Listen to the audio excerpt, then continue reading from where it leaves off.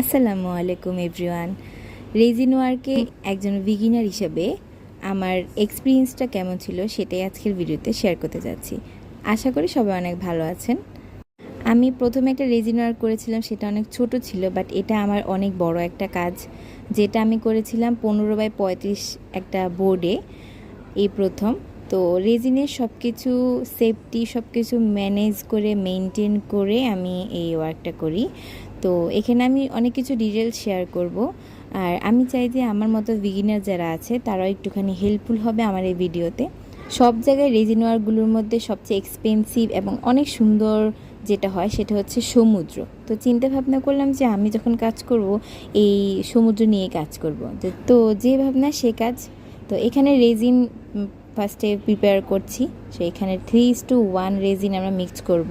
যেমন এখানে হচ্ছে যে 3 চামচ রেজিন আর 1 চামচ হার্ডনা দিয়ে মিক্স করতে হবে। তো এখানে যে সমুদ্রের যে প্রতিটা লেয়ার সেটা যদি সুন্দর করে দেওয়া যায় তাহলে জিনিসটা অনেক বেশি সুন্দর লাগে। আর সবচেয়ে মেইন পার্ট হচ্ছে এই সমুদ্রের ঢেউগুলো ক্রিয়েট করা, যেটার জন্য একটা এয়ার হট গান লাগে। তো এটা না হলে অবশ্য সুন্দর হয় না। সুন্দর করে সব